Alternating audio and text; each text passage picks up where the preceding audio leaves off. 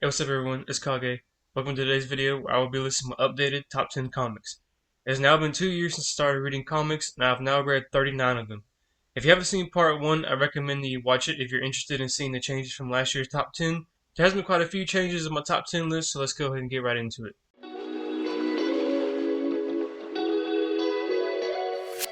At number 10, I have Deadpool Classics. This took a pretty big drop from number 5 to number 10.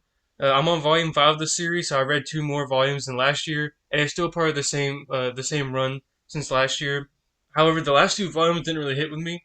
I didn't really enjoy them as much as the previous volumes. I thought a lot of the stuff with the LL and L just doesn't really interest me that much, and I liked a lot of the stuff with the previous volumes, so that's still why it's still on my top 10 list. I kind of debated about dropping it, but I kind of enjoyed the first few volumes, and I didn't want to drop it out quite yet, so it's kind of on thin ice, but it's still hanging on in there. And hopefully maybe some future volumes will do better, and I like them a lot more. But we'll see.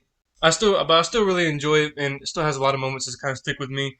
And Deadpool's still one of my favorite Marvel characters, so still pretty cool to see.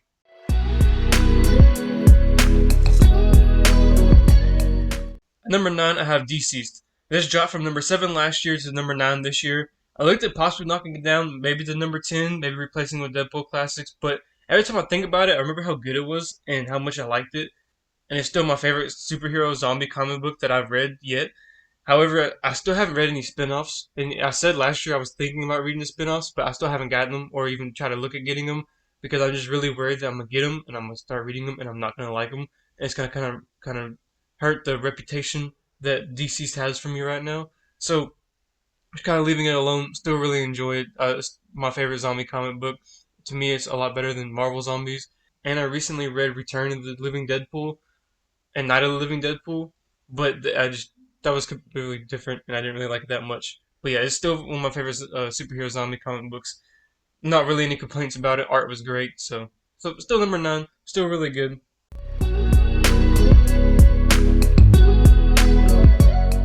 At number 8, I have Ghost Rider Robbie Reyes Complete Collection. I'm a very big fan of the Robbie Reyes Ghost Rider. I really like his story, and I especially really like the car. I think they chose the perfect car that looks extremely sick with the flames. It is so cool looking. I love it. But it was really cool to see his origin. I would love for him to get more comics centered on him. And I've looked at some of the new Ghost Rider comics, and it seems like they went back more with Johnny Blaze, which I mean that's cool. I really like Johnny as Ghost Rider. I haven't read some comics with him in it, and I want to eventually get some with him in it. But I've seen the movies and stuff, and I know about the Ghost Rider, and it's really cool. But I really like the Robbie Reyes version as well, and I want to see more of him. And I've even been thinking about collecting the Jason Aaron Avengers series because I know he's a part of the Avengers on that run, and I think there was like one or two issues. I don't know. I have to go back and look, but kind of centered more towards him, I think. So I definitely want to start collecting that run after I finish some other runs that I'm trying to finish collecting because I think the cast of characters are really cool. It also has Blade in it too, which I've been really wanting to read some Blade comics, so that would be really cool to get to see.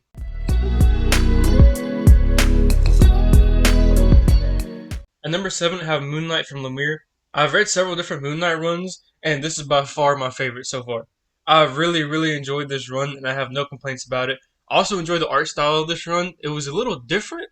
I don't know how to explain how different it was, but it was a little different, and I really enjoyed it. I thought it worked really well with the story. It was really cool seeing the inspiration that Disney pulled to put it in the Disney series.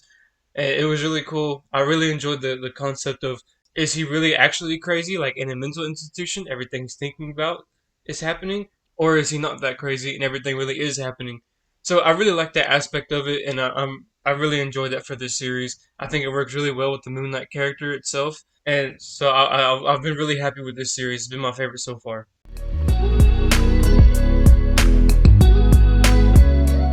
At number 6, I have Nightwing by Chuck Dixon.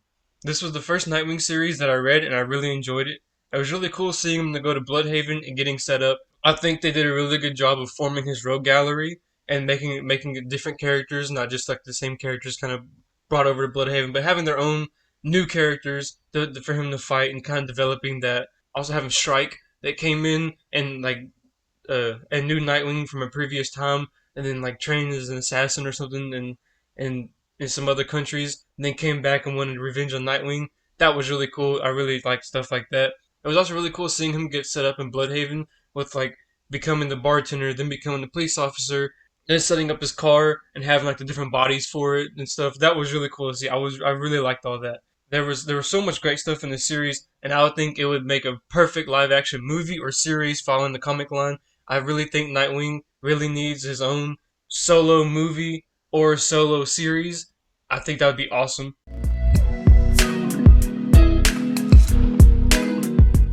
At number five, I have Batman: The Long Halloween. It dropped from number three to number five this year, but I still love the series. Every time I think about it, I think about how well they incorporated Batman villains into the story and how interesting the story was. They kind of brought in the Joker, but they only brought him in for like an issue. They brought in like Solomon Grundy, only brought him in for like an issue or two. Like they use him sparingly, but enough to keep it interesting to be the center of that issue, and it kind of involved him while this whole bigger plot is going on. So I really thought it was really well done. Really enjoyed this series. And like I said in the previous plot for Nightwing, I would love to see a live action Batman movie following this story. I think that'd be really cool.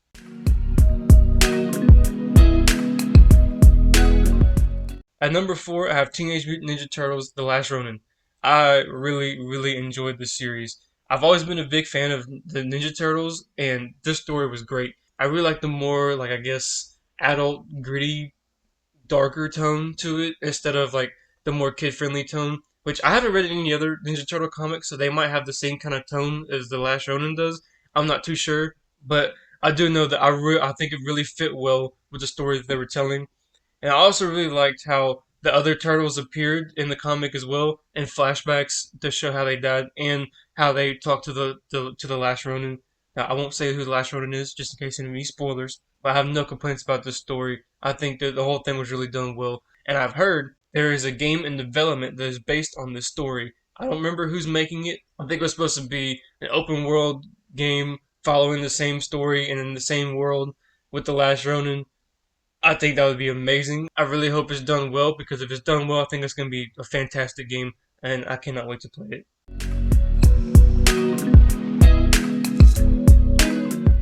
At number three, I have Invincible.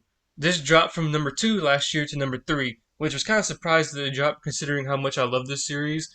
Every time I think back about the series, I remember how awesome and gory the fights were, and how it would just be a full page spread of just guts and blood and fighting everywhere. Those parts were awesome, and there were some really awesome parts that I don't want to say yet because could be spoilers that kind of stick with me, and there's some of the things I remember about the series, and also some of the characters kind of stuck with me that I really enjoyed the characters with.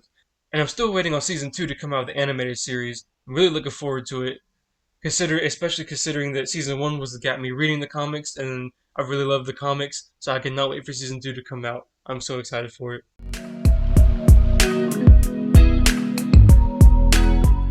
At number two, I have Batman New 52. This is actually on my list last year at number four with Death of the Family, because that was the only volume that I read at the time. But now I have finished the entire series, and I can say that it was absolutely fantastic. Some of the arcs in it were so amazing. The beginning arc with the Court of Owls was fantastic. It was so well done. I think it really fit the world of Batman and Gotham and kind of tied into a whole lot of stuff in the city. I think that was really well done. Really enjoyed it. And also, of course, like the Death of the Family, still one of my favorite arcs. I think the arc is so good. And also the Joker Endgame arc, whenever Joker came back in the series, that was fantastic as well. The art was also great from Greg Capullo. Greg Capullo is probably one of my favorite comic book artists. So anytime I see his art, I'm always really happy, and I love it. I think he does such a good job with some of the art stuff. Also fit the Gotham City and Batman. I think he did really well. The only knock on this series was like things like making Jim Gordon Batman for a little bit, which was really strange to me because they have a lot of other options that they could have used for Batman instead. So they kind of weird that they chose Jim Gordon. And Volume 6 got really confusing with the way it bounced around the timeline. It would do some stuff that happened in the future, some stuff that happened a little bit in the past, and it just kind of jumped around a lot. So it was a little difficult to kind of follow the all times. It was still a good story, so I enjoyed the stories in it. It was just trying to figure out where in the timeline it took place. But the highs definitely outweighed those small complaints. And even when Jim Gordon was Batman, it was still good. It was just a little strange to me the decision they made for that. But I overall loved this series. It was great. And it was my first full Batman series I read, and Batman's my favorite DC comic book character. So I was really happy to read it. and I really enjoyed it.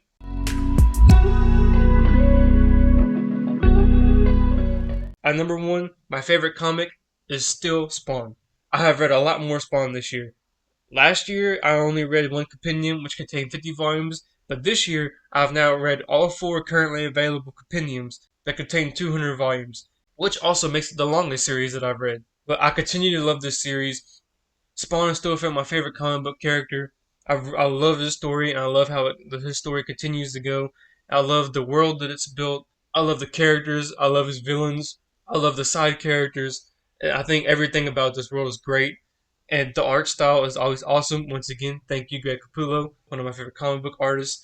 Like in the Batman series, I think the art really fits the world.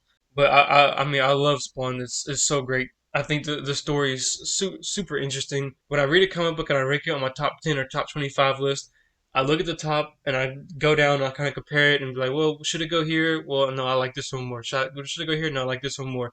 But so every time I start at the top of Spawn, I'm like, hell no, this isn't even close to Spawn, and I instantly skip over it. But I'm really looking forward to the next compendiums. I've heard that they're working on a 5 and 6, which will take me to volume 300. If they do that, I can then start collecting the collected editions around 300, and it will get me caught up to the new Spawn stuff. And then that way, when I get caught up to the new Spawn stuff, I can start reading the spin-offs like Gunslinger Spawn, Scorch, and King Spawn.